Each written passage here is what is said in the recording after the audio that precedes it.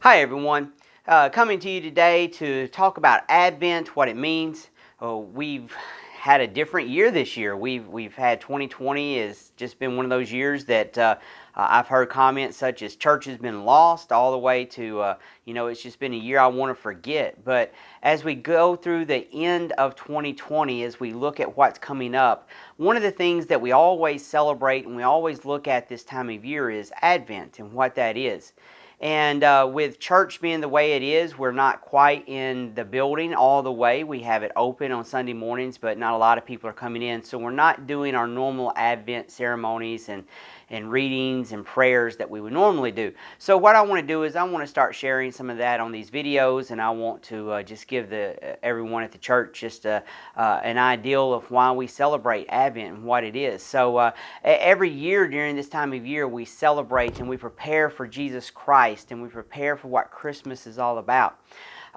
In our personal lives, we decorate our homes. We just decorated church for Christmas. We go through, we do all these things. And then it seems like just a couple of weeks into, or maybe even the first week of December, life just gets busy. And that's one thing that's going to change a little bit with 2020 is I don't think our lives are going to be as busy as they normally are. Normally at this time of year, we've already started back in November or October planning dates so that we can make sure we have certain things planned. We're not having to do that this year. And so we want to prepare as a church, as children of God. We want to prepare ourselves this year for Christmas. And one way we do that is through Advent. Advent is a time for us to remember Jesus Christ, why He came, what happened before He came. And normally what we have is we have an Advent wreath set up, we have candles set up around that, and the Advent wreath has a meaning. The candles have a meaning, and the meaning of the Advent wreath, it being a circle, it expresses God's eternity. Never ends. God has always been, always will be. And then the green, the evergreen of that wreath symbolizes God as one that is unchangeable. He's always the same. And then we have these candles that we light. In each candle that we light, the light on that represents the light of Jesus Christ, but also represents the light that you and I are supposed to be to the world for Jesus Christ. And then we've got the purple candles that symbolize the royalty or the deity of Jesus Christ. We need to remember that He is the King of Kings and the Lord of Lords. As we think about Christmas and we think about Advent and we think about the season that we're going through, one thing I want to remind everybody about is this. You see, Jesus Christ was not an afterthought of God's. It wasn't an emergency plan for God.